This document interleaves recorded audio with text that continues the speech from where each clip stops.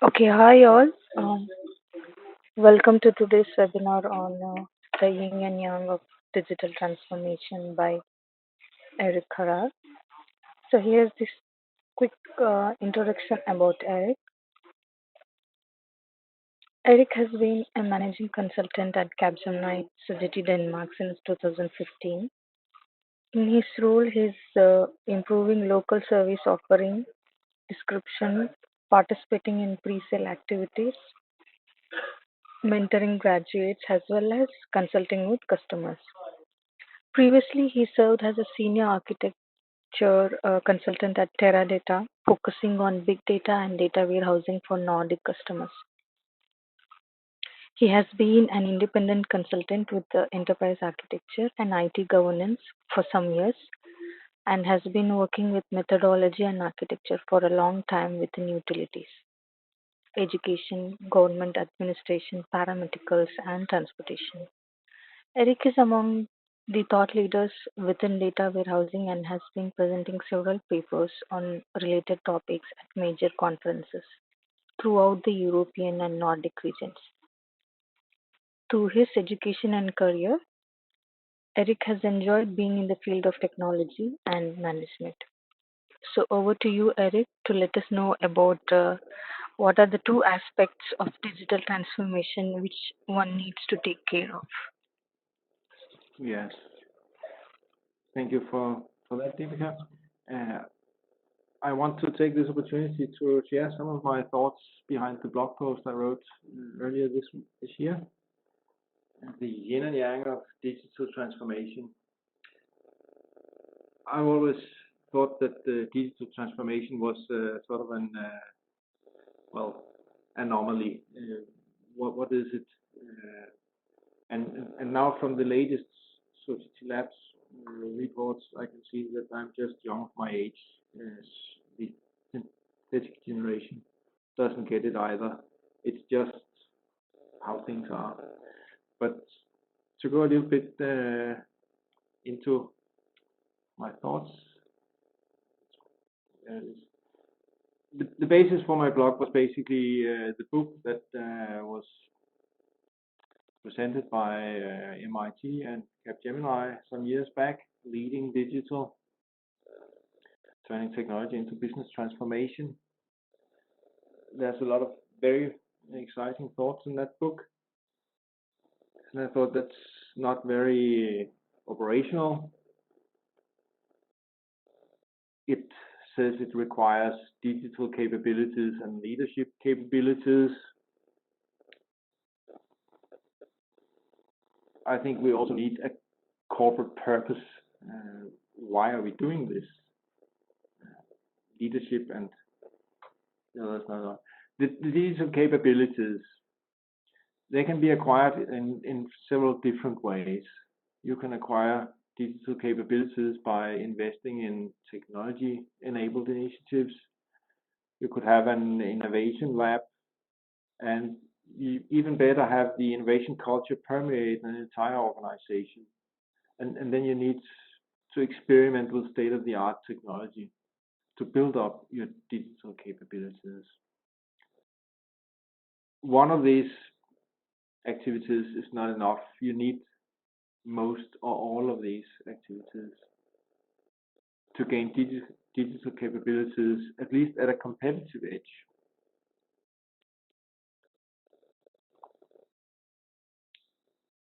But digital capabilities without leadership capabilities, that's not really going to work. You can have lots of exciting projects in corners of an organization, but it won't help the entire business going forward.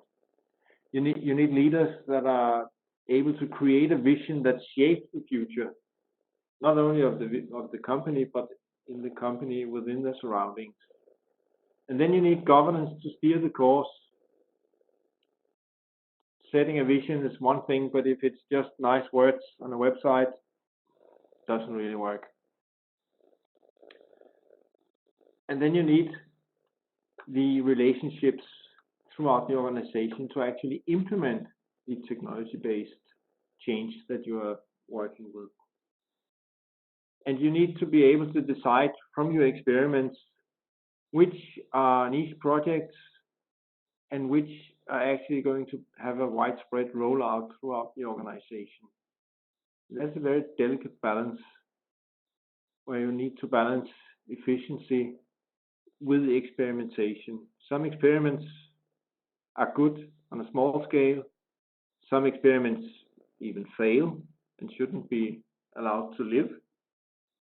And some experiments are hugely successful and need to be scaled to an entire organization. And that's leadership required. The corporate purpose in this post-crisis times, the rapid technology change and business models are actually disrupted quite frequently nowadays.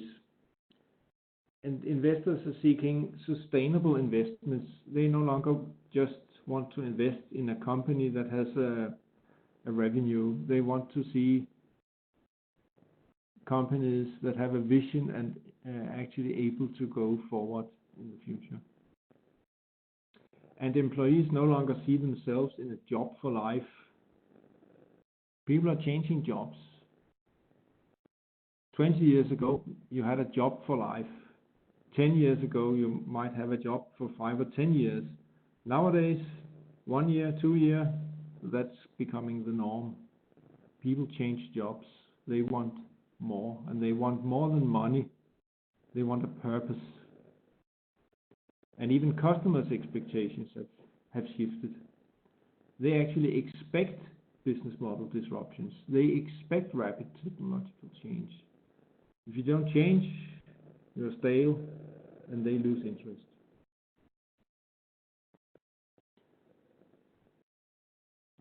So going a little bit back to the nature of digital, and one of the reasons I think calling stuff digital transformation might not be the very best wording, but it's the wording that's used most of the time.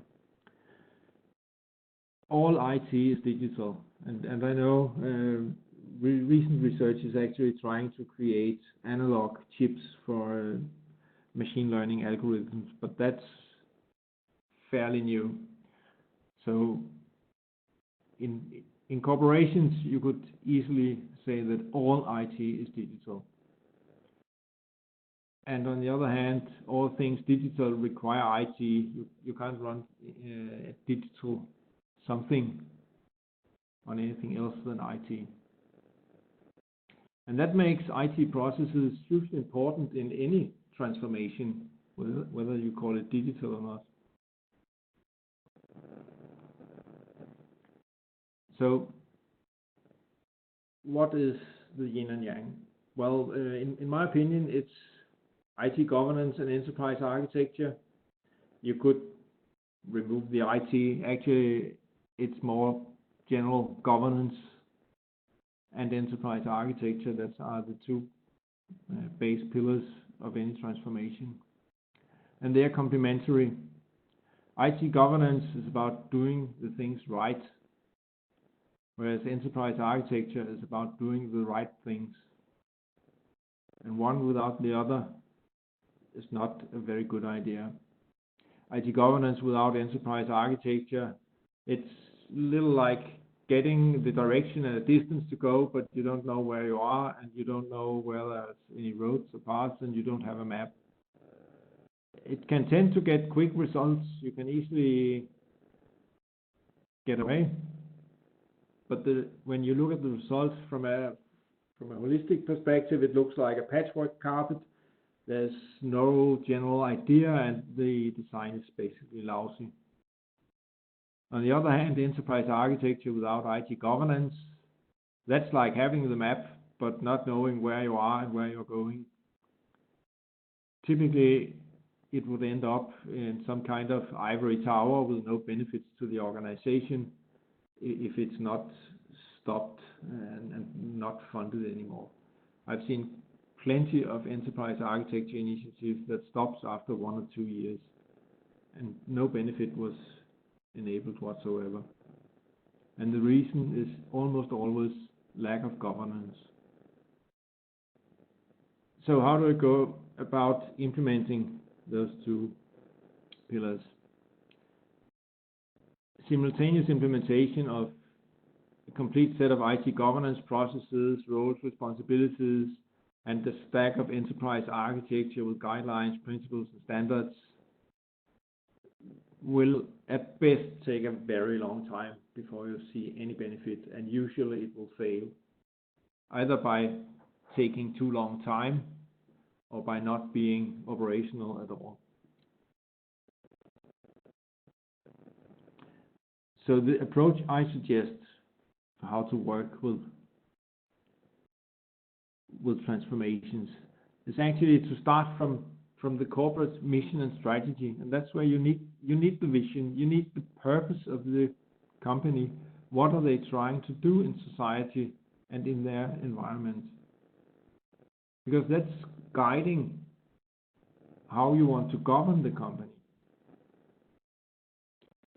So from the mission and vision, you start by identifying what are the 2 or 3 most important governance disciplines that you need to be able to fulfill that purpose. And then you go on and define a short-term target maturity level for those selected governance disciplines, and only for those. When you have those maturity levels, you can quite easily identify what are the necessary enterprise architecture artifacts that is needed to actually implement those governance disciplines. What are the artifacts that you need to drive the governance, and what are the outcomes of the governance process? You define this small subset and implement it and start using it. Start monitoring and measuring the implemented processes and report the results. And that's one of the most important things. Always report the results. Show that you're getting benefits. It might be fairly small benefits in the beginning, but they're there. You know, say if they're not there, you probably started with the wrong set of initial disciplines and enterprise architecture artifacts.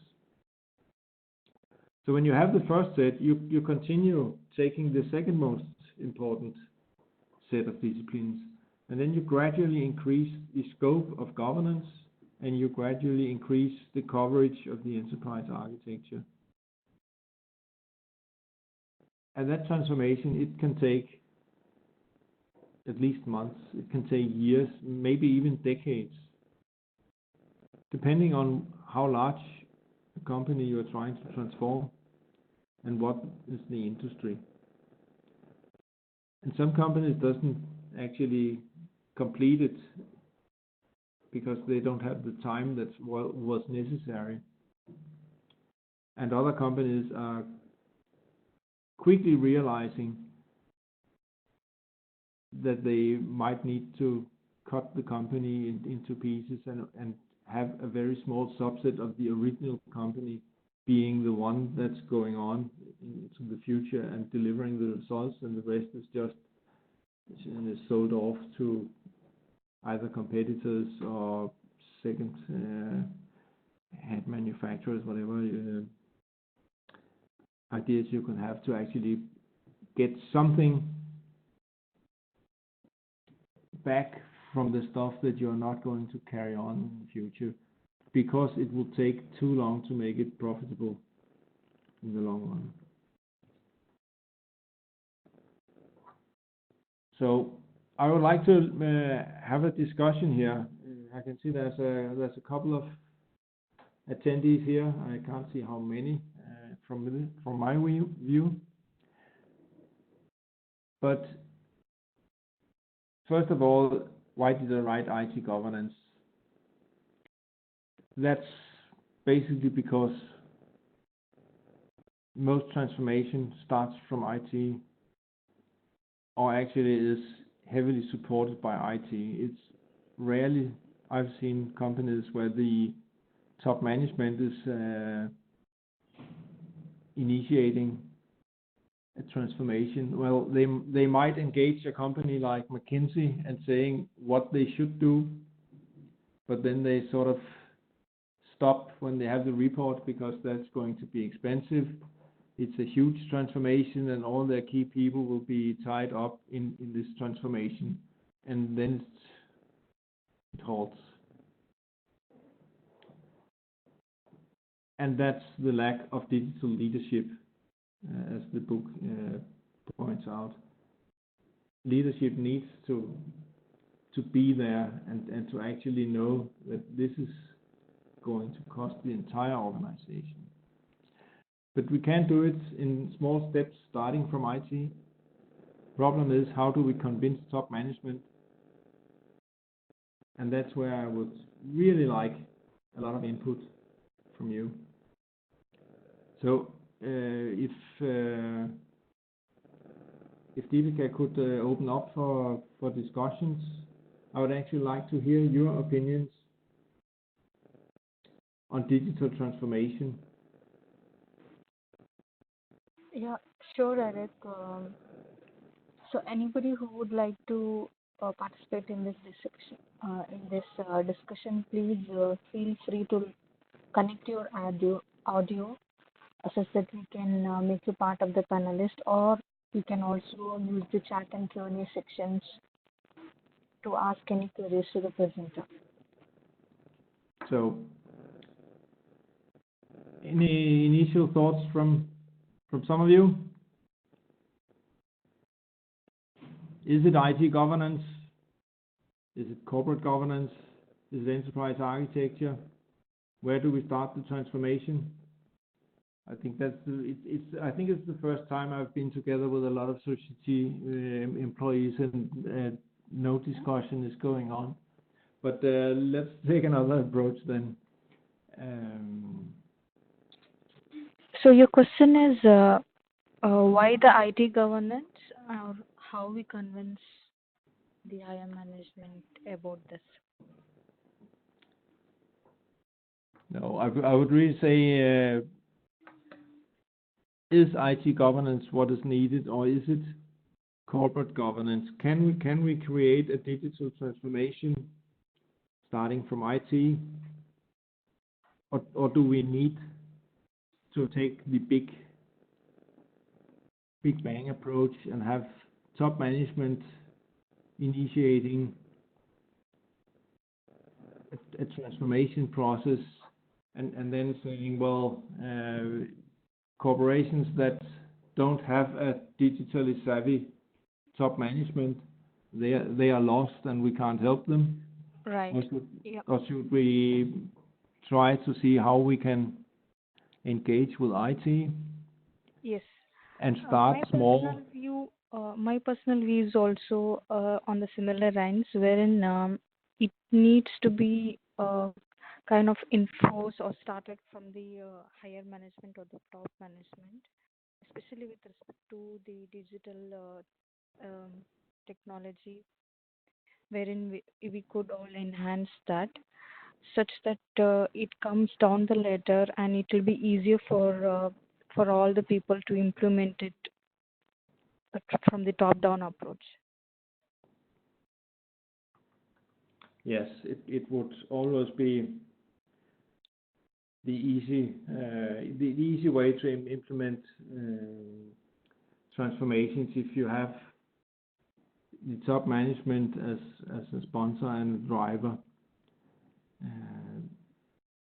That would actually spread out the transformation very easily to lower levels in the organization. If not by vision, then by fear, which is not good, but it works in most organizations.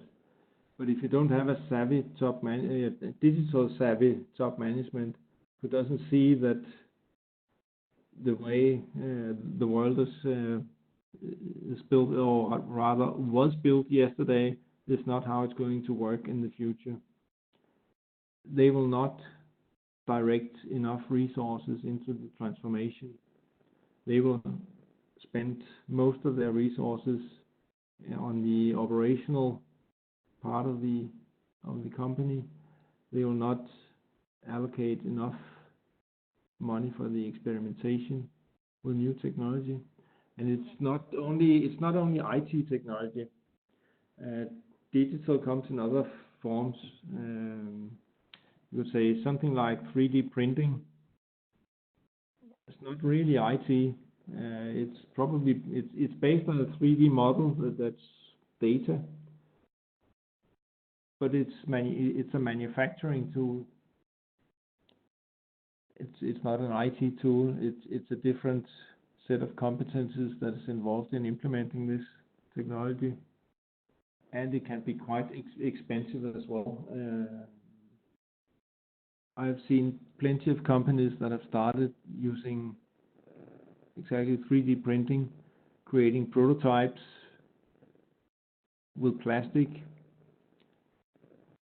and then realizing that if they need to scale up, they need some extremely expensive equipment to be able to 3D print in metal or ceramical materials. I've also seen plenty of companies that do experiment. It was very visible when big data started to become the buzzword. Companies experimented with big data, created a team they called a data science team with some employees and a few new hires without really knowing what competences were needed. And then they started to use open source software because that was free. And then they started to play around with those tools and some data they could get their hands on. And there was no real idea what the purpose was, but it was new and they needed to experiment. They got that part right, but they didn't have the plan for what do we want to scale and what do we want to shut down. And if we want to scale it, how will we do it then? Because 4 people in the data science team won't be able to carry an entire company through the transformation. And if you don't have a plan, it's quite difficult. So what you need in these cases is actually you need an enterprise architect. You need a reference architecture that tells where would this new technology fit into the organization. You need governance that actually controls how is this implemented, what are the criteria for going further with one technology, and when do you want to actually shut it down and say this experiment was not successful, it's not viable. And then you actually also need to govern those parameters, because things have changed. 10 years ago, it would probably be implemented on virtual servers within your organization, or maybe even if you're talking stuff like Hadoop, you would have physical servers because you would choose very cheap servers then. But today you would definitely use cloud for that, and it's a different cost structure. But you still need to make the decision: is it actually going to be viable or not? Just a question to the audience. You can type the answer if you We have a query if you want. Erik? Yes, just a moment. Yeah.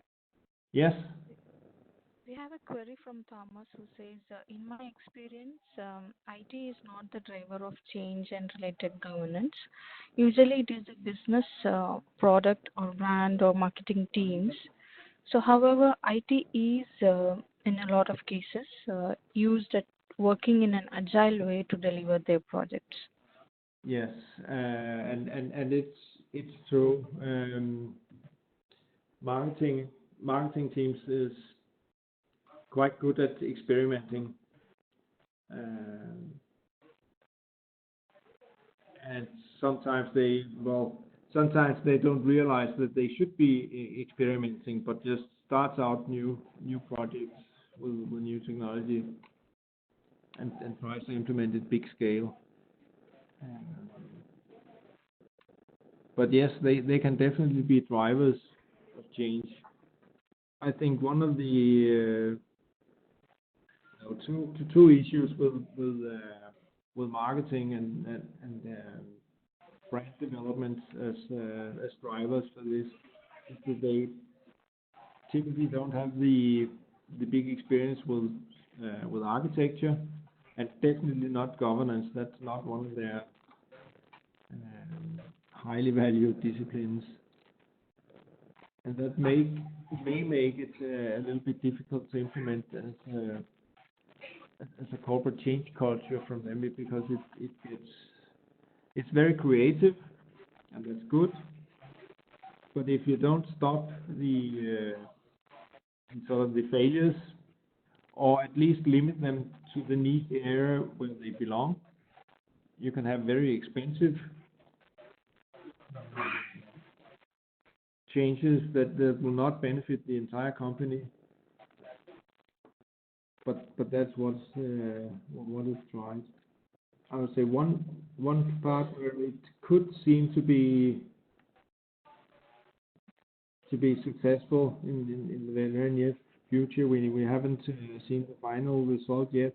Is actually the way that the new Chinese owner of Volvo is actually trying to change Volvo into creating electrical cars. They are not actually changing Volvo. They are building up an entirely new car manufacturing company from scratch. They are producing electrical cars based on Volvo experience, but starting from scratch. I think we will probably see when, if that is successful, that the original Volvo car will probably be shut down in well, not so distant future, and replaced by a brand new way of building electrical vehicles. So they're actually going in saying, well, okay, part of the company, actually the major part of the company is running. We are experimenting with a very small new entity. It's going to work in another way. We are taking what we can from the old setup, and then we're building something new. And if it's successful, then we will close down the old ones, which was the majority, and build up the new ones, the new manufacturing capability that's easier to scale and actually also cheaper to scale. So you'll see a lot of disruption in this way from companies that are successful. Let me see if I can scroll back to the question where I was. We had a query from Thomas who says, we also see a lot of disruption in finance tech industry, with startups creating apps to open a bank account or apply for loans fully online. Yes, yes, we are. That's one of the industries where disruption is coming very fast now, and startups can actually, just by using technology and what do we call it, exciting decisions from, among others, the European Union, that banks are actually forced to open up their systems for public use through APIs. That can actually make it possible to create all sorts of financial applications using the old banks infrastructure, but without having their huge organizational structures to cope with. You can easily create a very small niche app that takes out some of the lucrative processes from the old industries. It's in fintech, but also in insurance tech. You could say they are very similar, but there are small differences. In the insurance industry, you see a lot of startups that are delivering very specialized insurance products, but definitely not covering the entire area of insurance, makes it easier to manage. It makes it a very much smaller market, but also a very well-defined market compared to most insurance companies. And it makes it easy for them to actually take market share. And if you have very many small companies taking small market shares, it's actually quite hurting the old companies.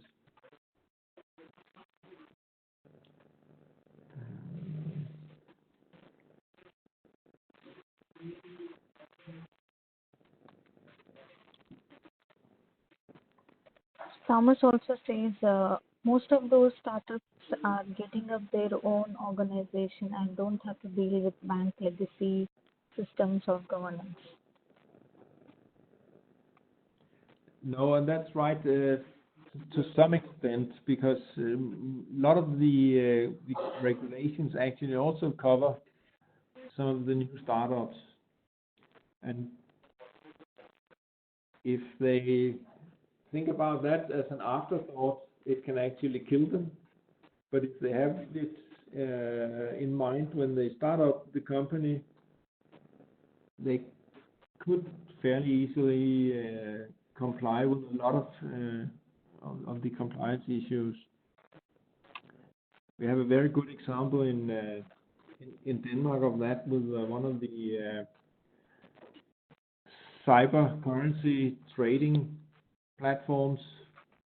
They're actually the only bank that are fully compliant with the Danish financial regulations. No bank are 100% compliant, but this cyber currency trading platform, which can't get a banking license because it's only cyber currency. So it's a possibility for some companies to create compliance from scratch and by design, rather than something that's pressed down over old systems that are hard to maintain and hard to modify. So they can actually get a benefit from that also. But if you start small, fast, and agile, and hasn't thought in the compliance requirements for the industry that you're going into, it can also kill you, and it could be extremely costly with non-compliance, fines and lawsuits from people who have been sort of cheated into think that it was something else.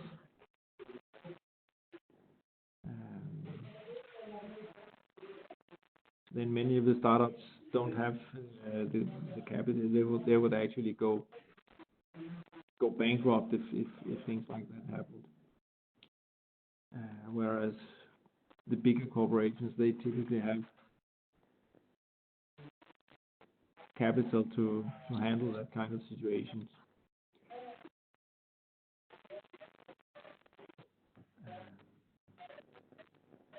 So Thomas also says banks are smart enough to get involved in those startups right from the beginning. In Yes. Netherlands, ING is behind a startup called STPS www.pure.com, also fintech. Yes, and then a lot of banks is actually inviting fintechs in with multiple purposes. One being to become inspired by the way they're working. Another one is to find potential new business ideas that they can, buy the company probably, if it's really promising, or just cooperating with them if it's an okay new solution, but not maybe something that's going to break the market.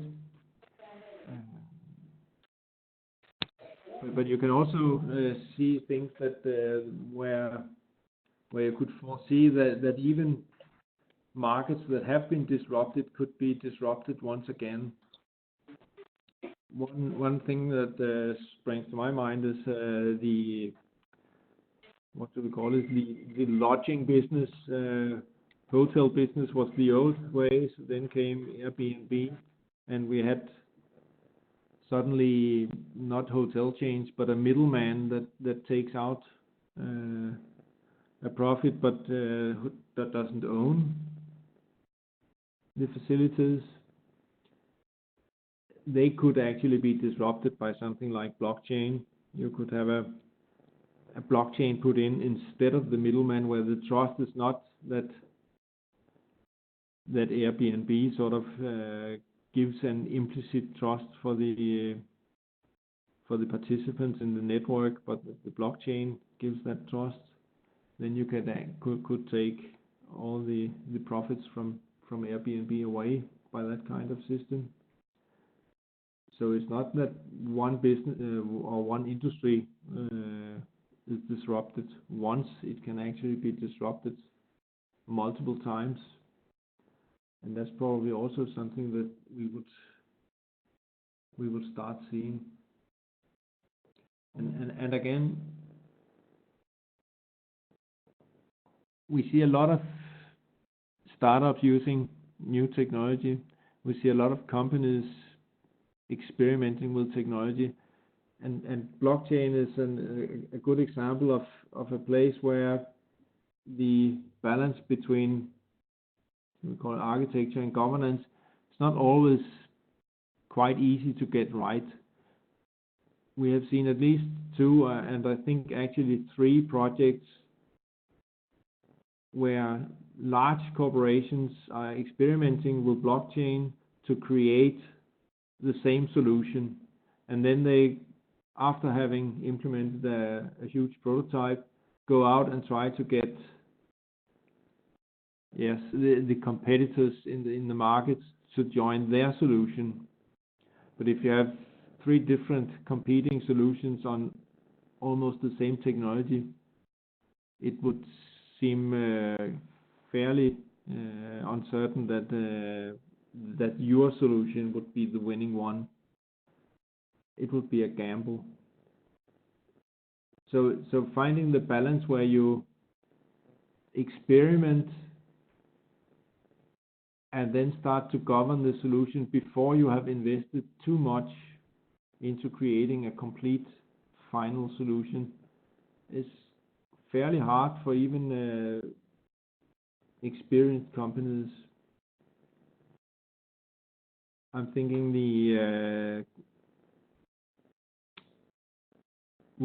have run a project for, I think, Kühne Nagel in Netherlands on blockchain, and IBM has run a similar project with Maersk Line in Denmark,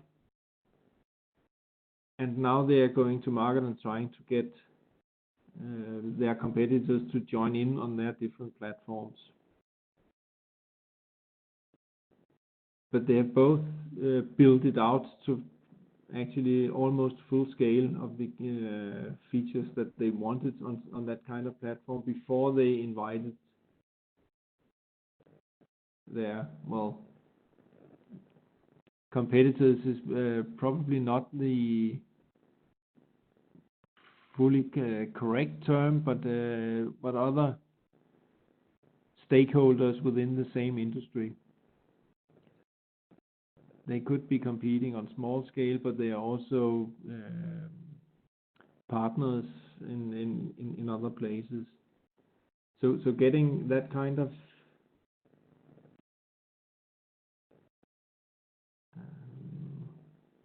looking for the word,